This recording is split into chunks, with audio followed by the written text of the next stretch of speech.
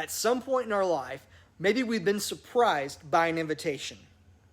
Maybe it was an invitation to a kid's birthday party whenever you were a kid, to a kid that you didn't even realize that you were friends with.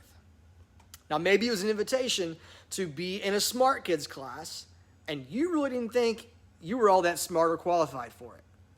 Or maybe it was an invitation to be part of a team that you didn't think you were going to make whenever you tried out to be part of it. If you've ever felt surprised to get an invite, then you have something in common with some people at the very first Christmas. So let me take you back, like way back, thousands of years back. You see, for thousands of years, Israel was waiting for their Messiah, the promised one who would come and change everything. Now, as the anticipation built, everybody had their own ideas about what it would look like, how it would go down, who all would get to hang out with him, and what kind of people would have access to him. But everything about how Jesus arrived to Israel was surprising. So they thought that the type of people who would be in the know would be the religious leaders and the kings. But instead, it was shepherds. Shepherds.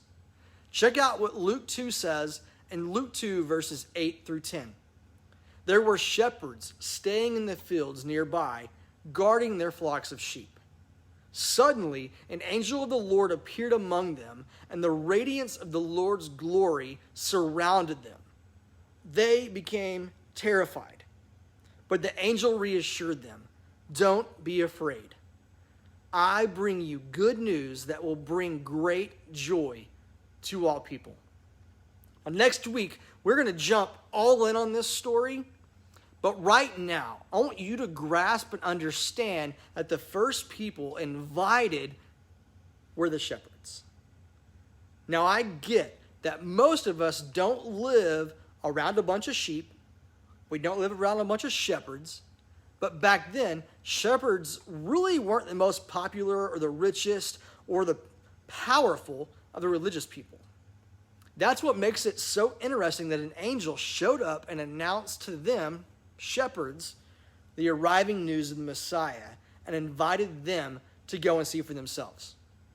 I have no idea of knowing why God chose them to go and check it out first, but I do know that God does everything on purpose.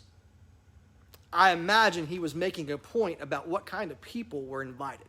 Not just the rich, not just the powerful, not just the popular, not just the athletic, not just the academic, but shepherds too. All that really matters is that they were invited. So why do we care about this? Because we're invited too. Now, I don't know what your experience with church has been like. It may have been an amazing experience, or it may have been one of the worst experiences of your life. Now, regardless of how you initially felt, I want you to believe and see two things today. Two. One, you are invited. You are invited to be a part. Two, you belong here. Yeah, it's 2020, and this whole thing called COVID has come in and taken over our world. But it's 2020. Regardless of how worn out we may be of it, at least we still have the opportunity to still be connected, even if it's online. Now, many churches are open in person, and many are open online as well. You are invited, and you belong. Know that, believe that. Now, here, catch this. The real you is invited, which means you don't have to be somebody else or believe like everybody else. The real you is invited. You all are invited back next week as we kick off this series called Christmas Lights.